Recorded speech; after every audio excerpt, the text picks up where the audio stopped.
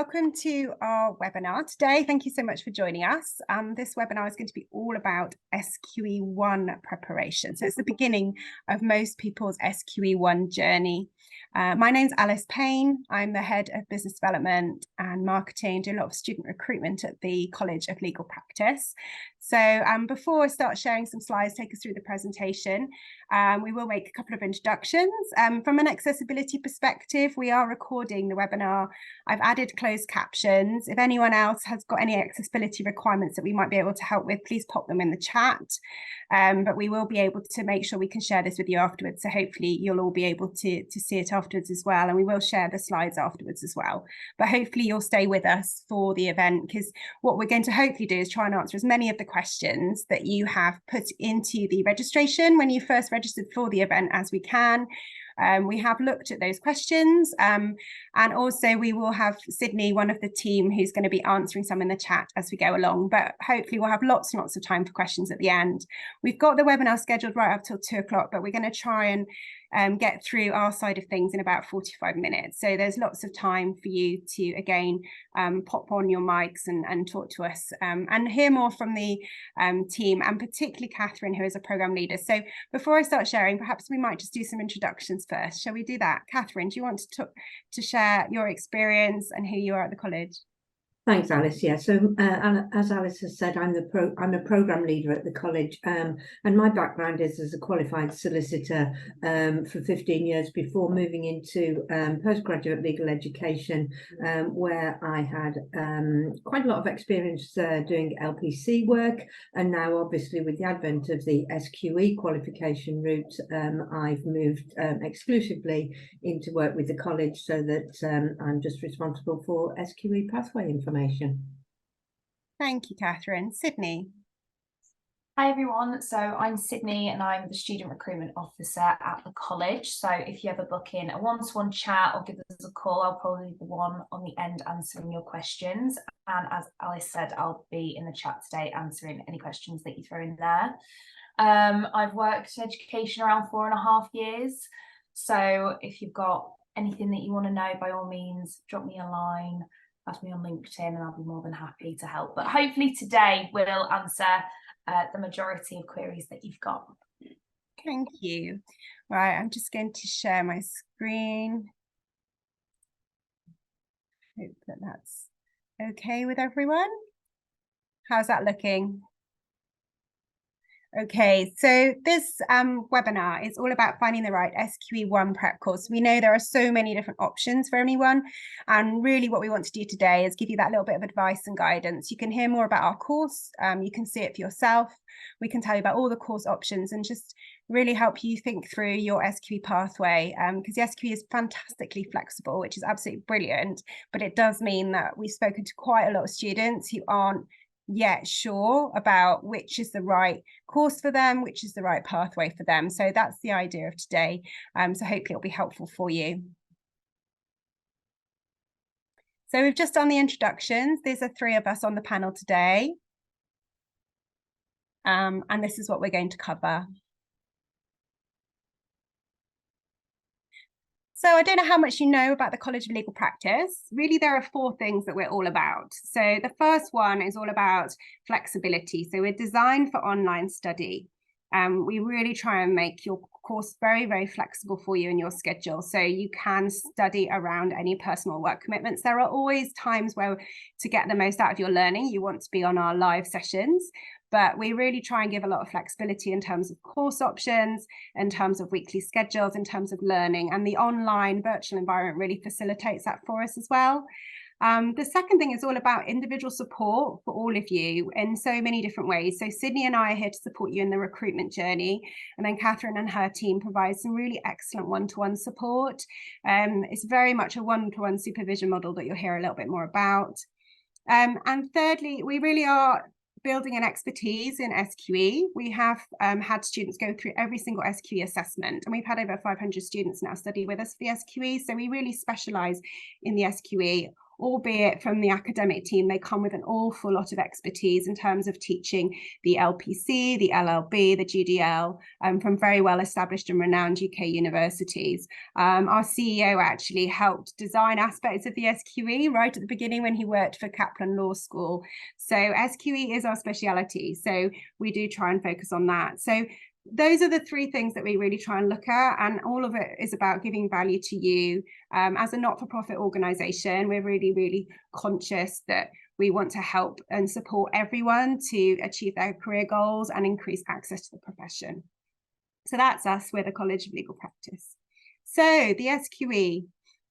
The SQE is really something that actually is a huge change from the current or the old, I should say now, legal practice course.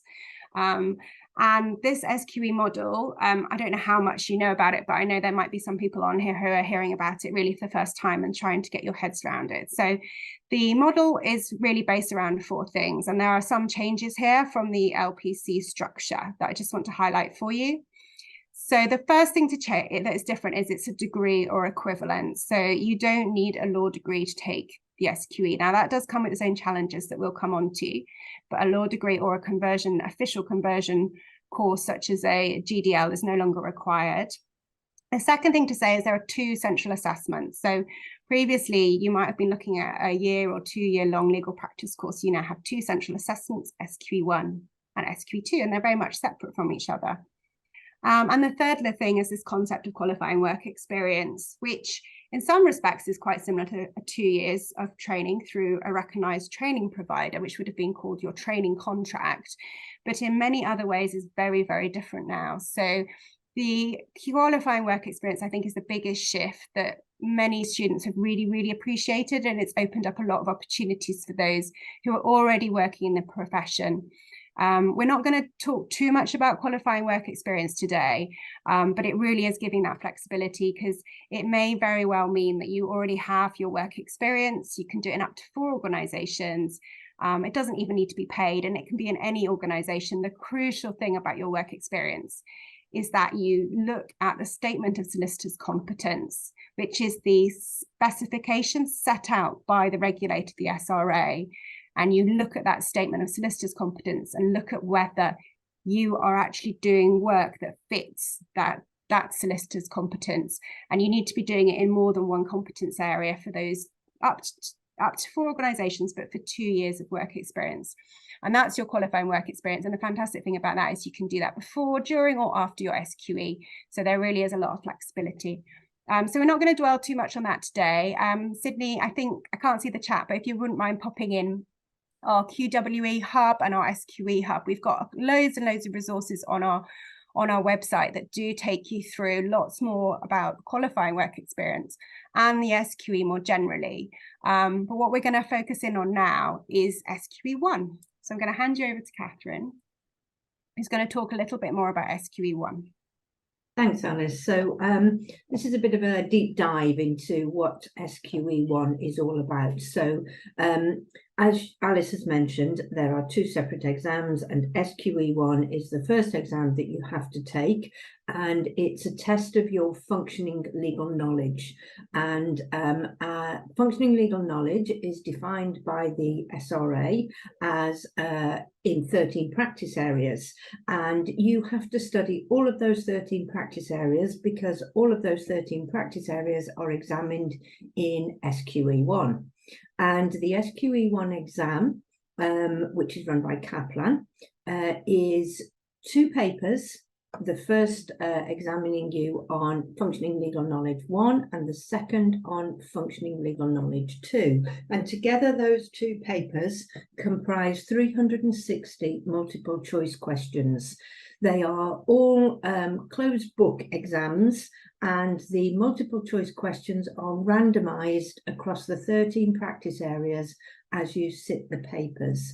And FLK1 is 5 hours of exams, and FLK2 is 5 hours of exams. So there's quite a hefty chunk of examination, as you can appreciate, and it's only MCQs. So you really have to sort of think about preparing for SQE1 by making sure that you're preparing for MCQ questions. The MCQ exam itself is what's called a single best answer exam, which means that you get a scenario, a question, and 5 options. And any of the 5 options can be right, but one of them will be more right than all of the rest. And we'll talk about that in a moment. The SQE1 exams that are run by Kaplan are offered twice a year, once in January and once in July. And as Alice has already said, you must pass SQE1 before you can proceed to SQE2. So it's quite high stakes, and you'll be wanting to put yourself into the best possible position to have the best possible chance of passing those exams. And the SRA will charge you just short of £1,800 for actually attempting the examination. So again, that really underlines the point that it's important that you choose a provider to prepare for your SQE1 exam that makes you feel confident for attempting that assessment. So let's move on and have a look at what the assessment might look like. So what we have here is a question set in the context of contract law, and I'm not going to dwell particularly on the content of it for a moment, although you are going to have the opportunity to answer this question. But what I want to show you is how this question is structured.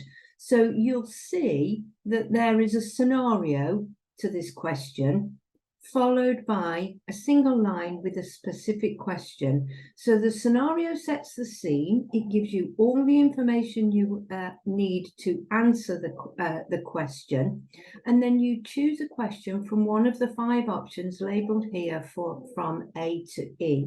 And remember what I've just explained. More than one of these options might be right, but one of the options will be a better answer than the other 4. So I'll just give you a couple of minutes to put your contract hats on, read through the scenario and the question, and let you answer the poll.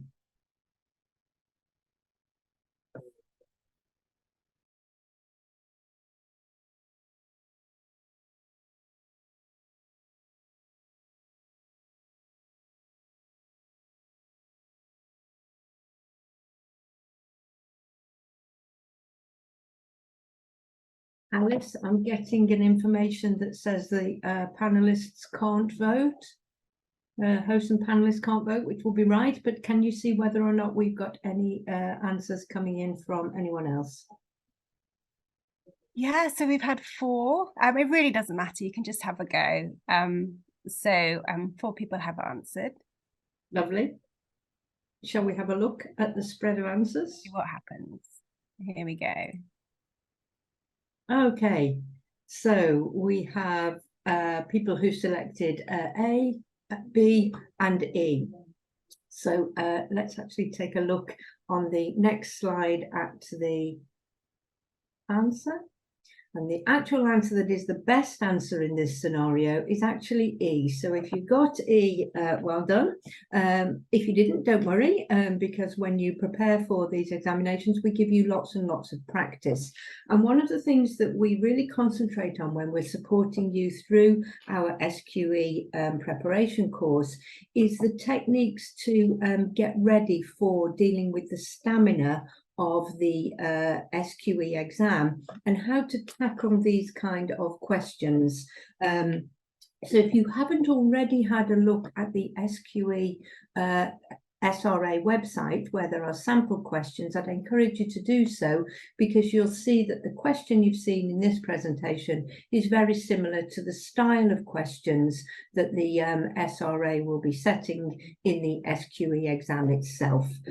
So we give you lots and lots of practice, but we also give you guidance on how to tackle doing these MCQs. And the feedback from our students to date has been how much they value that guidance and the opportunity to practice that we give in our preparation courses. So well done to those of you who selected E. Let's move on and have a little bit of a look at our course itself. So I'm going to give you a demonstration of what our course looks like, and Alice is going to stop sharing so that I am now able to share. And what we will do now is switch to a share of my screen. So you will all be able to see our SQE preparation course here, the homepage of our SQE preparation course, which is called Solicitors Legal Knowledge. So SLK stands for Solicitors Legal Knowledge. And in our homepage, we set out all the information that you need in order to be ready to study on the module. So in effect, this operates like a program handbook. And from this page, you will be able to see that there is a list of a drop-down menu, which gives you a list of options to navigate around the course. And at the bottom of the screen, you can see all of your 13 practice areas set out there, and that is how the course is organised in our learning environment. Also from the home page, you might have noticed that on the right-hand side, there's a link to a calendar. And in the calendar, we set out the options, the study options for you, so that you are guided through the calendar day by day, week by week, so that you can complete the whole of the syllabus content within the duration of the module that you choose to study on. And the calendar very cleverly pulls through, as a reminder, information that's coming up in that today and in the week ahead. So you can see that our students who are studying on this particular model are currently doing some SLK work on crime. They're then going to have a town hall meeting, and then they're going to be moving on to doing some SLK work on cross-border claims within dispute resolution. So the really important point about this is that all the information is housed on this page for you. And we support you as you are studying through those 13 modules by breaking down those modules into subunits. And we then have surgeries where we talk to the whole group. A practice subject expert will talk to the whole group. And we also support you in discussion boards where you can post queries about subject areas. And we also have, as Alice has mentioned, one-to-one sessions where we support you as an individual, not on subject content, but on progression through the course and talking to you about your study skills as you go through, in order that you can assess your readiness to attempt the SQE examination. So if I just move on from there, I'll show you how the course is broken down into subunits. And you can see here at a glance that, for example, contract is broken down into 5 subunits. Tort is broken down into 5 subunits, and so on and so forth through the 13 practice areas that are the syllabus for SQE1. The discussion boards that I've mentioned, you can see here. So there's a discussion board for each and every practice area where you can post your questions and you'll get an answer posted by a subject expert. And there are also discussion boards around details for the SQE assessments, and we also post recordings for all of our whole group sessions so that you can access the recordings for our town hall meetings where we give you the advice and guidance on completing MCQs, and our surgeries, which are like our lectures from our subject experts. So lots and lots of support for you in those discussion boards. Okay, if I then move to show you just a quick look at one subject area so that you can see the study design. If we take a look at contract, every time you go into a subject area, you'll get a welcome page which shows you the syllabus for the particular subject area. So for the area of contract, you can see that the syllabus is set out here under the heading what you will achieve in this unit. And then there are the 5 subunits that you can click on. The unit study and the subunit study is set out in exactly the same way. So if we have a look at subunit 1 for each and every subject area. So in contract, you will see that for the formation of a contract, which is subunit 1, you have your introduction, which again says what is covered by this particular session. You'll then have your resources to look at, which is a video or a couple of videos along with a transcript so that there is accessibility for everyone. And then a link to the soft copy of the manual that is written especially for the course. You would get a hard copy of that from us if you enrolled on the module with us. And you can see that this manual is specifically directed, this unit specifically directs you to a particular part of the manual. And we review those manuals annually to make sure that they are up to date with the law, because the SRA examines on up-to-date law in force at the time of each SQE1 assessment. So you would follow this methodology by looking at the resources, familiarizing yourself with the knowledge that you require, and then you would proceed within 1.1, contract 1.1, to a number of activities to test your knowledge. So we have drag and drops there, and they work by just pulling information through. And once you have completed that, you'd be able to check and resubmit if you chose to do so. So this is just self-testing for you so that you feel confident that you've understood the content of the knowledge that's given to you in the resources. You can then move on and use the flashcards, which give you a scenario and then an open question. And then you can turn on the flashcards and have a look at the answers that are provided so that you can compare your answers with the answers that are given on the flashcards. And there are a number of flashcards in each subunit for each practice area. So again, that's self-testing for you so that you feel comfortable with the material. You then move on to the multiple choice tests at the end of each subunit, and there's usually 10 multiple choice tests specifically on the subunit that you've studied. And those multiple choice tests are set out in exactly the same way as they are set out in the slides that we've just shown you, with the stem of a question, and then 5 options that you choose from. When you choose an option, you can check your answer, and the feedback that you'll be given will direct you to the relevant part of the subunit in the manual, so that you are directed back into the resources that you have been reading about for this particular subunit. So you've got that mastery of learning because you are able to follow that cycle of acquisition of knowledge, testing your knowledge, then testing your knowledge in the context of multiple choice tests, and then being fed back into the resources to make sure that you can reread in any areas that you need a bit more building on your knowledge to take forward into the next subsection.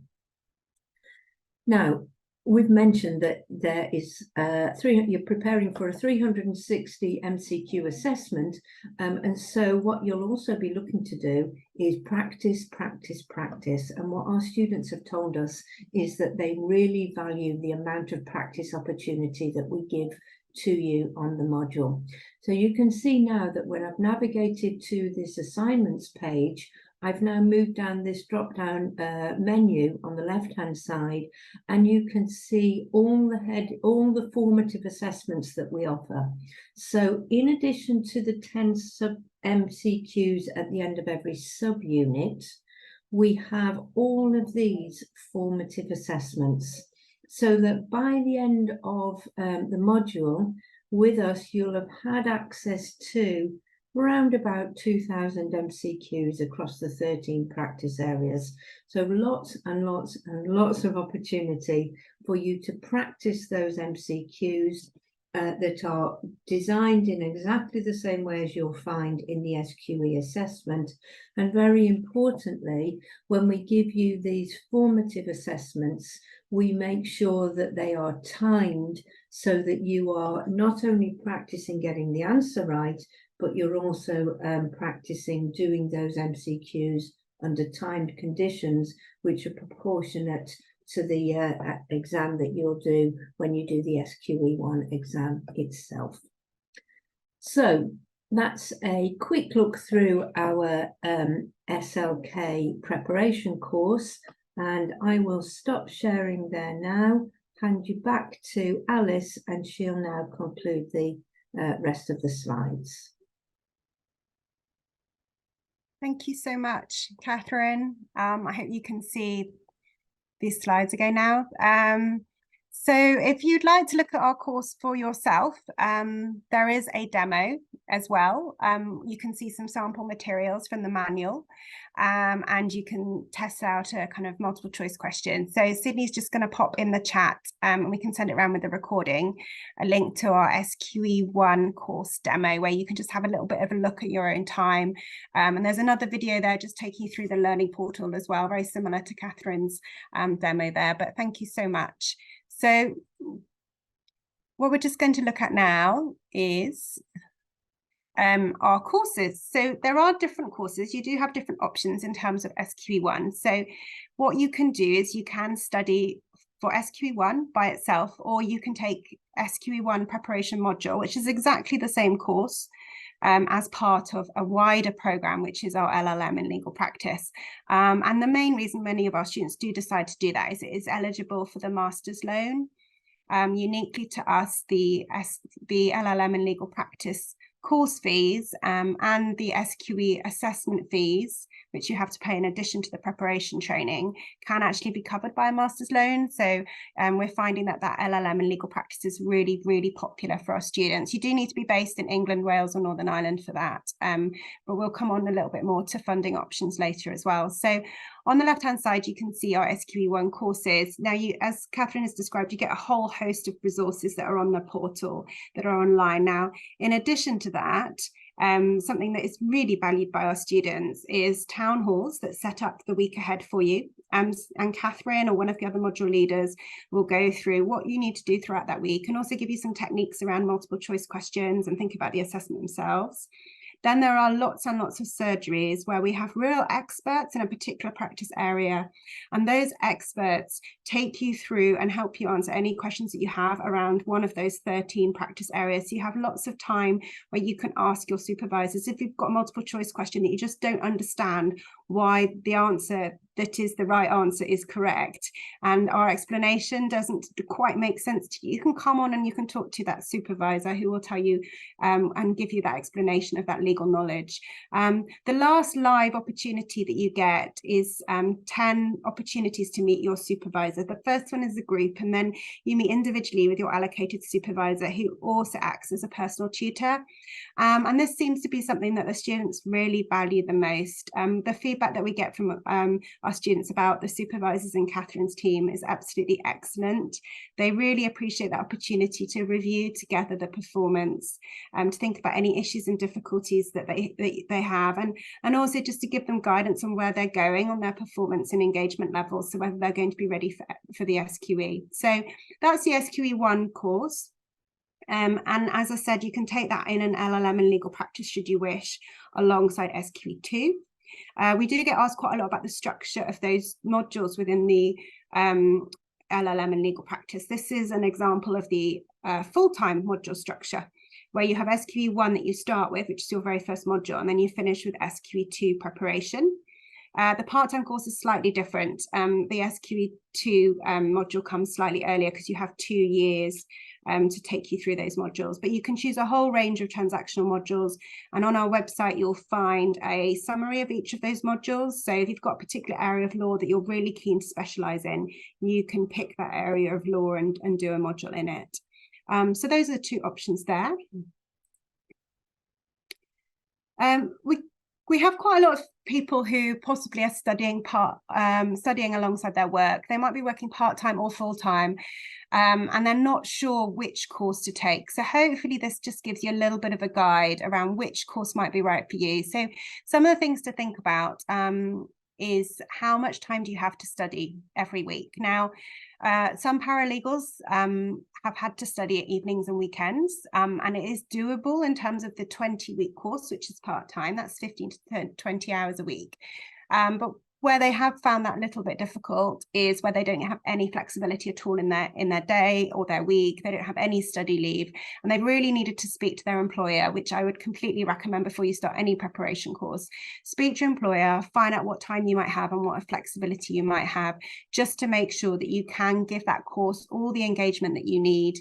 And I'm sure Catherine can talk a little bit more about that at the end, because this is such an important part of thinking through which course you want to go into. And it might be the 40-week course is actually the right course for you. That's only 8 to 10 hours a week, and you have that little bit extra time to really learn and embed that legal knowledge. If you have a very demanding full-time job, or you have a lot of other personal commitments. If you are wanting to be a full-time student, obviously on the left, we have a full-time course, which is 13 weeks. And that is really full-time study in the same way that a full-time job would be kind of 30, 35 hours a week. We found one of the key reasons why students do really well in the SQE is the level of engagement that they can give to the course. So just have a look at it and see what you feel you can fit in, and have those early conversations with your employer to plan and organize, and your family and your networks to plan and organize your SQE preparation, and also your revision time before the actual SQE, and the time that you might need to take off for the actual SQE assessment. So think about the SQE assessment that you want to take and the run up to it before you start doing the course. That would be my recommendation. In terms of the College of Legal Practice, I've talked a little bit about this. These are some of the things we get asked, like should we choose the college? Why should we not choose another provider? Sometimes we get asked whether we're too good to be true in terms of our prices, but actually everything that we do is about giving you value. And as a not-for-profit organisation, we really try and drive that value for you. And we don't have campuses, and we don't have other expensive things that we do. It's really all about spending your very well hard-earned money, and it's very expensive, on giving you that really excellent learning experience with our supervisors. So here are just a few things about why we feel that we can give you the best chance of succeeding in the SQE. I've talked a little bit more about the excellent support that you get from supervisors and tutors, and the flexibility of online. Something that our students have said to us is that we were really, really pleased that the assessments that Catherine has spoken about actually do reflect the SQE assessments. And we try and meet as many students as we can after each SQE assessment, so we can learn about the assessment that they've gone through, and also then put that back into practice and share that with students in the future, so we can give you a really good set of information about the assessments and also improve the preparation even more. Obviously, we're very competitively priced, as you can see, and the student feedback that we get is consistently 4 out of 5 in terms of how they're rating our courses and their satisfaction levels. We'll also be very clear around our expectations around your engagement in the course, just to give you that best chance of passing. And this ready review, which is a real moment in time where Catherine and the team will say to you, yes, this is where you've got to, and this is what we think that you'll be able to achieve in the SQE, and a proper discussion about what that means for you and whether you feel ready to take the SQE.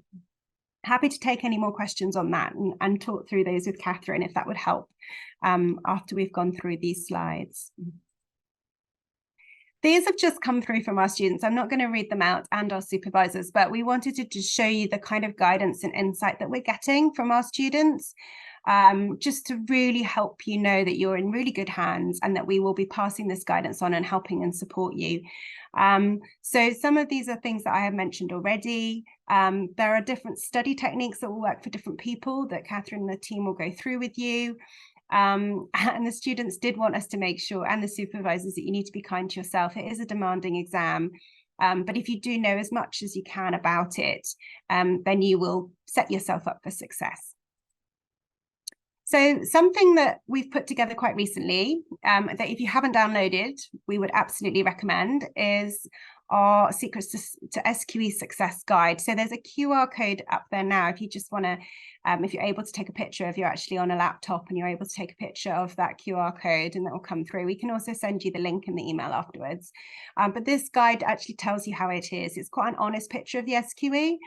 And I feel like it gives you the insight properly from those candidates who've taken the SQE, and also the supervisors who have trained and supported all our students through it. So I would really recommend that you look through that and just get a feel for it before you start your preparation, and then refresh yourself and go through it, because as you get closer to the assessment, you'll probably be looking at the revision tips and other things within it. So do recommend you look at that.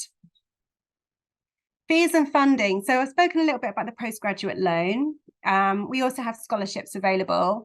And then the other thing that I guess our students have valued is the way that we are able to spread out our payment for course fees through instalments. So they will all be 2 instalments for each of the courses. The LLM is slightly different in its instalment schedule, but you just need to pay a deposit of £150 to start with, the remainder of the half of the fees 2 weeks before the course starts, and then the rest halfway through the course. And we found that that's helped quite a lot of students, because what you do need to consider is the cost of the SQE assessment as well. As Catherine mentioned, that's nearly £1,800. So you will need to pay that when you book for your SQE1. So that's just to give you a little bit of a sense of the different costs involved, so you can prepare your finances. Up and coming courses, you may be thinking about courses that are starting in the autumn. You may be starting just to gather your information around the SQE. We do have 2 courses starting quite shortly. One for those people who wish to study that 8 to 10 hours a week, a 40-week course, and that right now is getting ready to begin. So we would recommend that you think about applying for that this week if you're interested in applying, just so you can get yourself ready, get those manuals sent over to you, and then you can get your timely access to the online platform. We've also got a full-time LLM and a full-time SQE1 prep starting on the 25th of September. So you have a little bit of more time to apply for that. And you can please give us a shout if you have any questions on that one, and Sydney and I will be happy to answer them in the coming days and weeks. We do require a 2-2 as a standard minimum in terms of classification for your undergraduate degree, but we are happy to consider those that don't have a 2-2, but it just will be an extra step in the process where we'll need to explore a little bit further your reasons behind not securing a 2-2. And then if English isn't your first language, there is some international English requirements. So just bear that in mind in terms of being able to apply for the course. You will need to also upload some transcripts and a couple of things when you apply for the application, but there's no cost to apply to us. The student services team are absolutely fantastic at turning around applications quickly, so you shouldn't have to wait too long to confirm whether you've been offered a place or not. So that's a whistle-stop tour of SQE1 with the College of Legal Practice. There are lots of ways in which you can carry on getting in touch with us and follow us. But what I'd quite like to do now is just to see whether there are any questions that we have quite a lot of time to give over to you, essentially. We realised that lots of questions were also asked in the registration form, and we're happy to pick some of those out now. But what I will do is, if I just stop sharing the screen, then maybe we can all come back together as a panel, and we can see what people would like to ask us.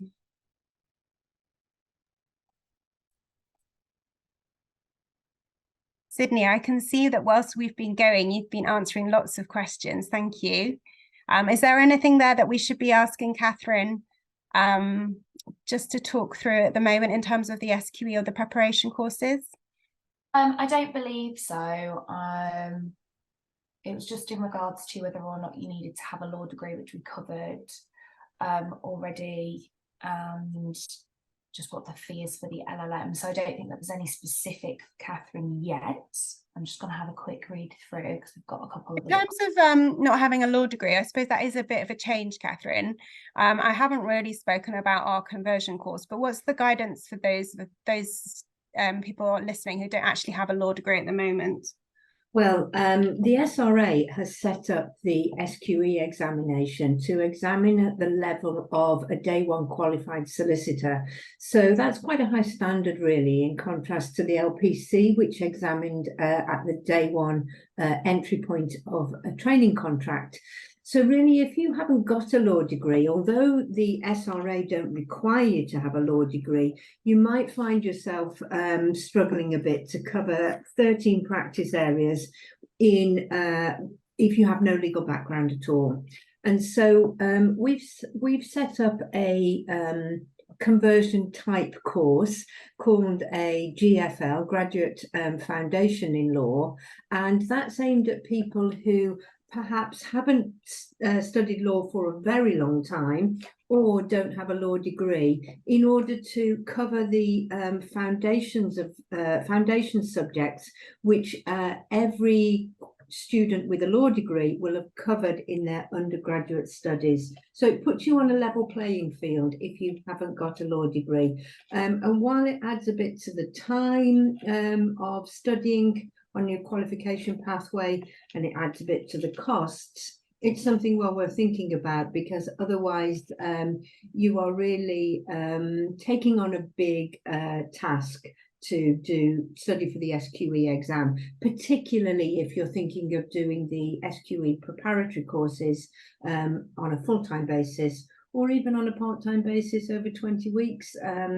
It will be a lot to do to learn to think like a lawyer and take on 13 new subjects ready for a national exam, which is going to cost you £1,800 just to sit it. So yeah, really think about whether or not you'd like to cover those foundation subjects. Oh, thank you. We've also had another question through. I don't know whether or not you've seen it. We've been asked what makes College of Legal Practice different from other online only providers like QLTS and the Law Training Centre. Well, what I can tell you about is what we do at the College of Legal Practice. So I think what we're really proud of is our one-to-one support that we give to our students. So we meet with our students 10 times during the course of the SQE preparatory course. This is SQE1. And we make sure in those sessions that we're really getting to know our students individually and helping them through any points where they perhaps might be finding studying a bit difficult because of what's going on in their professional or personal lives, and making sure that we are able to direct them to discussion boards so that we can make sure that the students are getting the information they need about the practice area. So that's in relation to SQE1, where really what you're looking to do is absorb lots and lots and lots of information and get to the point where you feel confident to do the exam. And within that process, as Alice has mentioned, we are asking you to do the formative assessments. And as you do the later formative assessments, you're doing formative assessments that are similar in duration to the SQE assessments themselves. So that's a really good benchmark for us to talk to you about whether or not you're ready to sit the SQE exams, because you want to feel confident when you go into that, because you're going to do a national gateway exam with the pressure of doing that at a Pearson View Centre. So that covers off SQE1, and I know we're not thinking about SQE2 specifically, but the other thing that we find is very many of our students move from SQE1 to our SQE2 preparation course.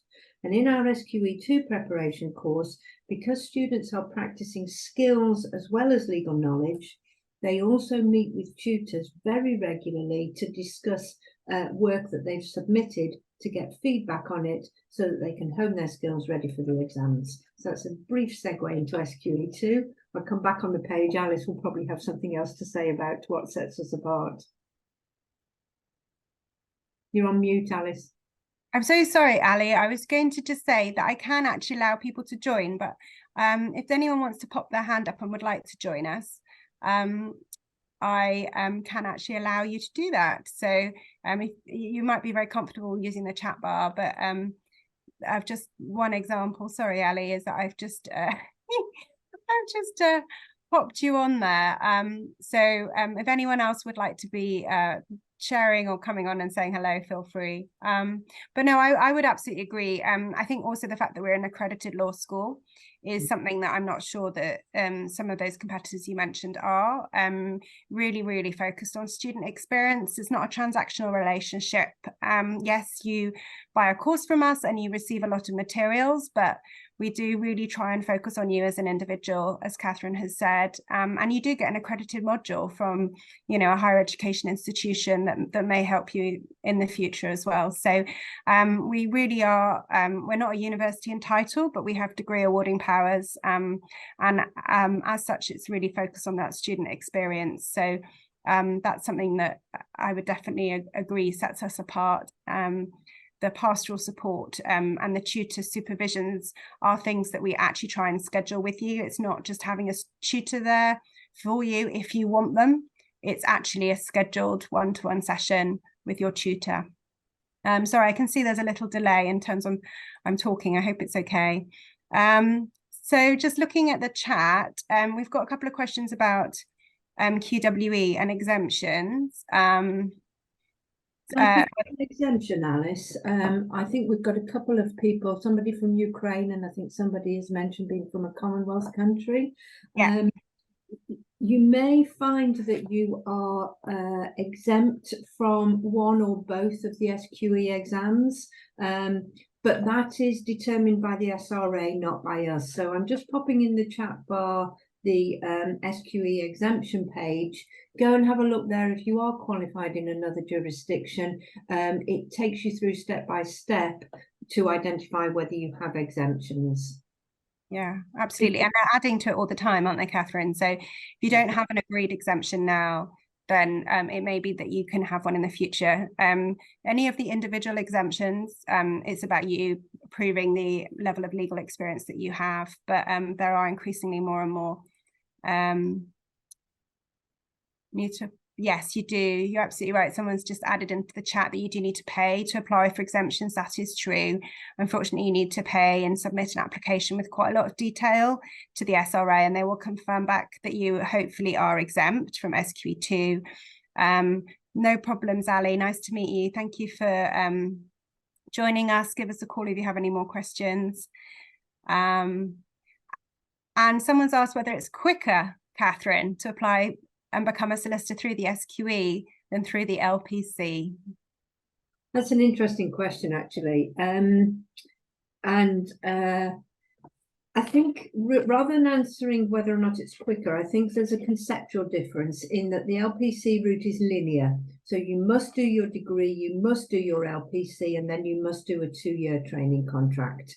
Whereas with the SQE route, you can dip in and out of the qualifications. So there are 2 set points at which you can do your SQE1 examination. There are 4 set points during the year at which you can do your SQE2 examination. And then, as Alice has already mentioned, your qualifying work experience can be before, during, or after doing those examinations. So it can be quicker, but it can be longer, depending on how you put it together for yourself, which really should be about how best suits your life and what's going on in your study and also your personal and work life. So, and I think the really key point to bear in mind is that if you have been working in a solicitor's firm or a number of solicitors' firms before you sit even SQE1, you can actually compile a dossier of your work experience so that actually you can have 2 years qualifying work experience before you even attempt any exam. And we've had a number of students who've actually been eligible to have their name put onto the roll of solicitors as soon as they completed SQE2, because they'd already completed their qualifying work experience. So have a look carefully at what you've done to date. Think about whether or not you can use that experience to date for your qualifying work experience. And if you haven't got any, then really just think carefully about how you want to put your pathway together for you as an individual so that it best suits you. Yeah, thank you. Sydney, would you mind popping in the chat again our graduate foundation in law details? Because I feel like there might be a couple of non-law graduates here. So just to clarify, as Catherine mentioned, we have a conversion course. You don't need to take a graduate diploma in law, but we would recommend, if you haven't got any legal background, that the team start at the very beginning with you. So they assume no knowledge of law whatsoever. So the graduate foundation in law is a 20-week full-time course or a 40-week part-time course. We've just actually had 2 cohorts start this week. So the next course is in January, end of January. And you can start that course and it will take you through, and you do that before your SQE preparation. So if you have been an LLB, so a UK law graduate, you would have studied 6 core foundation areas of law. And those are the 6 areas that we will take you through slowly through on the graduate foundation in law. You will have workshops with your student community, which the students have really enjoyed. You have live workshops where you've learned about an area, you've done various different activities and tasks, and then you take that to a workshop. And those workshops, Catherine, seem to have been really valued. Is that right? On the GFL? Students have really enjoyed those workshops because it gives them an opportunity to discuss their learning and make sure that they're on track. I think the other thing to say about our graduate foundation in law course is that the workshops are about getting ready to study for SQE as well. So they're very much sort of problem-based learning in their style, rather than thinking about academic law in the sense of, is this good law or is this bad law, which you do find in some undergraduate degrees. We're not really about that, because we've got the law that we've got and we want to get you to the point where you can qualify as a solicitor. That's not to say you shouldn't be a campaigning lawyer. There's lots of good things about being campaigning lawyers, but we're focused on getting you to the point where you're qualified. Yeah. So, I mean, our graduate foundation law also, again, we've tried to make it as affordable as possible. So it's £3,250 for that course, and everything is included in that price, as they are through all of our courses. We've got a question about our alumni success rate. So frustratingly, we don't have a formal pass rate that comes through from the SRA. The SRA do not provide that for us, and it is up for students to tell the SRA who they are working with as a preparation training provider. So we can't share with you any alumni success rates. What we can share with you is what our students' feedback to us, which is incredibly positive. So as I said, we meet with our students after every SQE assessment, and they feedback an awful lot of detail to us about how well they felt they've been prepared for the assessment after they've sat that assessment. They're very happy with the nature and style of our multiple choice questions and how they reflect the questions that are in the SRA exams. And we do get very high levels of feedback, as I say, 4 out of 5 levels of satisfaction and positive feedback. The other key thing is the SQE Ready review, in terms of you feeling confident in a provider that can help you pass the SQE. Catherine, I don't know if you want to add any more about the SQE Ready review and just describe it for the people listening. Absolutely. So what we do is we look at the formative paper 3, which has 75 MCQs to be completed in 2 hours for each paper. There's 2 papers for that. And we look at your score on that. And what we can say, because we know the national pass score for the SRA is settling at around about 56-58%, although they don't publish the pass marks. We know that if you are hitting 60, 65, 70 or above, we can say confidently that you are heading in the right direction to be SQE ready. And then when you move to our formative paper 4, you're doing 90 questions in 2.5 hours on 2 papers. And so that gives us an even better indication and a stronger indication for you to assess your readiness. Now, obviously, what you're going to have to graft onto that is the way in which you respond to examination conditions, because you'll be going to the Pearson View centres. We know that those are quite stressful for some people. It's certainly very different from sitting in front of your computer doing a set of questions. And so you'll want to be really reflecting on your own confidence as well about going into that environment. But we look very closely with you and discuss with you. It's a dialogue to see how you are feeling about being ready for the SQE assessment. I would also just add to that the SRA produce statistical data, and the strongest indicator of success at SQE1 is the classification of your undergraduate degree. So that's also something to bear in mind. Although if you've studied a long time ago, obviously your life experience will also impact on your study skills and the way you approach studying. So that's not to say if you didn't achieve a 2-1, you won't do well in SQE, but it's just something to think about in your deliberations. Thank you. We're also really conscious of the timing of the booking window. So wherever you are on a course, and that will vary depending on the part-time or the full-time course. But what we try and say to people is be aware of that booking window opening for SQE1. So if you are wanting to go on a 40-week course, for example, you've got quite a long way down that course before the booking window will open. You'll be able to book SQE1 for July. Whereas the full-time course is a lot more tricky because the booking window will open after a week or two that you started on the course. But we're really aware that there's a lot of expense and a lot of time that goes into taking SQE. So the team will really trying to guide you at those moments in time when you have to make decisions about booking the SQE assessment, about sticking with the SQE assessment. The admin charges get very high very quickly. And before you know it, you might find that you can't get any funding back at all for your SQE1 assessment if you decide not to sit it with the SRA. So we're really cognizant of that, and we're aware that we need to support our students in that as well.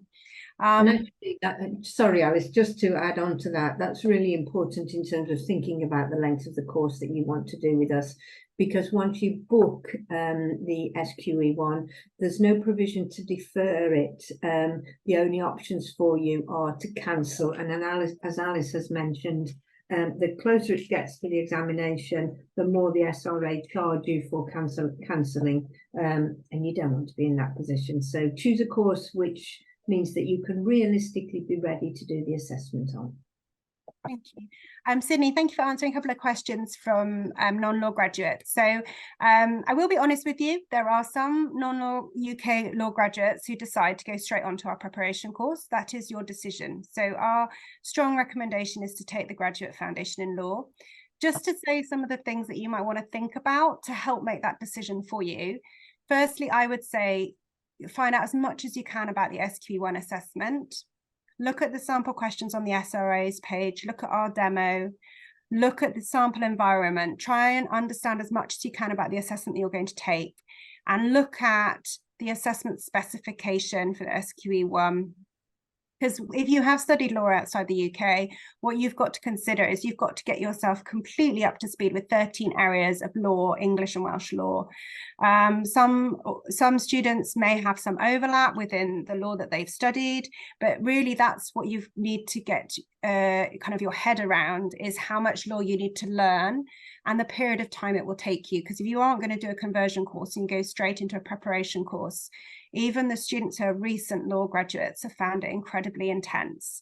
The 40-week preparation course, there have been some students who have chosen to go on that course and put more hours in than the 8 to 10 hours a week study. And that's really what we would be saying is our guidance for our hours on those courses are based on assuming that you do have that knowledge of that law background already and you're not coming to the course afresh. So we would really say if you've got no legal knowledge at all, definitely take the Graduate Foundation in Law. If you've got some legal knowledge or some experience, you've really got to weigh up the risk that you're taking going straight onto a prep course and the time that you have to study that might be beyond the hours recommended, or taking your time and be able to do a foundation course beforehand. And it is an individual choice for different people. So yes, it's not an admissions criteria to take a foundation course first, but it is a really strong recommendation. Catherine, is there anything to add to that? No, I think that's absolutely right. Everything you've said there is accurate and good food for thought for people. Yeah.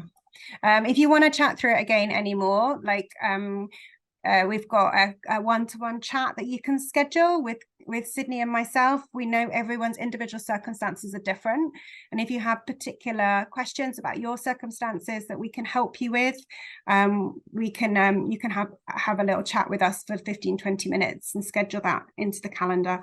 The other resource that might be helpful is we do have some sample timetables on our website, so you can see the amount of live learning and on-demand learning that's expected each week.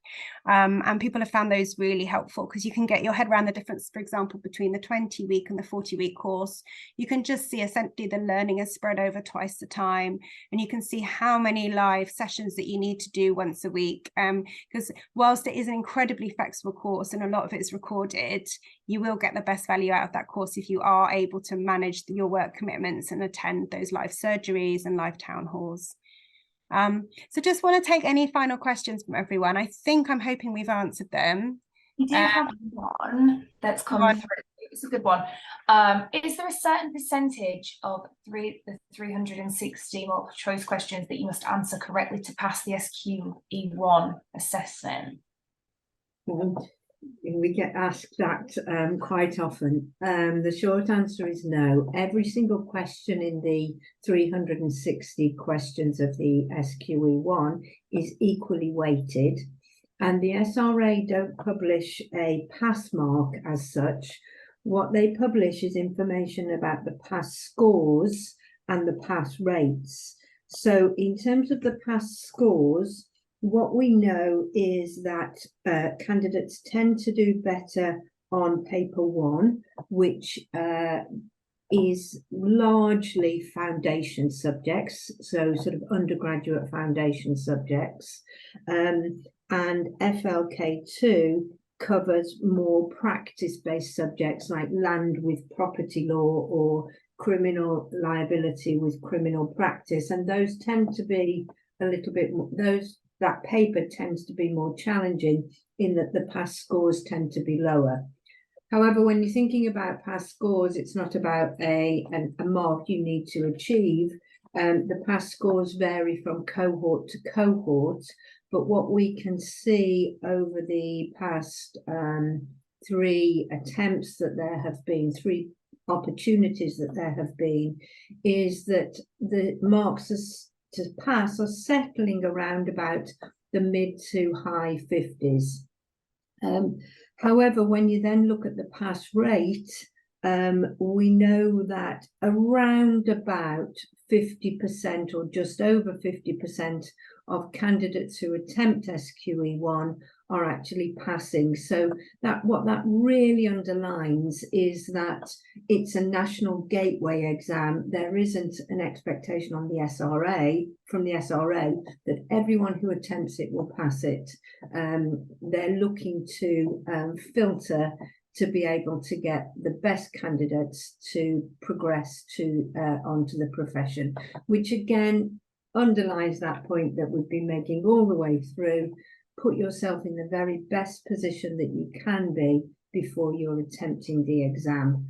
I think we would say we are very confident in our materials, that if you use them in the way we've designed them and you take advantage of all the support that we offer, you can at least give yourself a very good chance of placing yourself in a position where you feel confident to attempt those exams. Thanks, Catherine. I can see questions come through to the panel about QLTS, and they have 18 units for the exam, as opposed to us having 13 units. So I suppose, Catherine, I'm assuming there might be a difference in terms of how learning is structured in terms of the word unit and how it correlates to the 13 practice areas. That's the only thing I can assume, Catherine, is that they've split their learning in a different way, because ours absolutely covers all of the practice areas and we've chosen to have a unit per practice area. Would that be correct? Well, and actually our syllabus and the design of our course maps onto the SQE1 assessment syllabus. So the QLTS test was different to the SQE1 test. And in fact, the QLTS is something that is being phased out because it's being replaced by the SQE exemption regimes. So I'm not sure that it's terribly helpful to compare one with the other, because you're not really comparing like with like. Yeah. Sorry, Catherine, I didn't give you the full question. It was about their actual prep course, QLTSSA organisations prep course. And I don't know how they've structured their learning, but they've got 18 units. Well, I can't profess to have any detailed knowledge of the QLTS prep course, but what I can tell you is that our syllabus maps onto the SQE's specification for their assessments. Yeah, thank you. And, you know, you don't need anything extra from ourselves either, do you? So the manuals, Sydney, have you got a manual there? Did you say you had one? So you get 3 big manuals that cover all the FLK, the functional and legal knowledge that you might need. Yeah, so that's a hard copy. Can't quite see. It's one of 3 that you will receive. There we go. Thank you. Any last comments, Catherine, for those that are thinking about a prep course and how they should choose one? My comment would be, just think really carefully about what is going to work for you, and really take on board the advice that Alice has been talking about thinking about the amount of time you have available to study, so that your money is wisely spent, and hopefully you'll then achieve success in SQE1, which is the objective when you start the course. Thank you. Well, thank you so much, Catherine, for joining us. Thank you, Sydney. We will send details of how to get back in touch with Sydney and myself in the email following this webinar, with the recording and the slides, as I mentioned. But thank you so much for your time, and we look forward to speaking to you shortly. Take care, everyone. Bye-bye.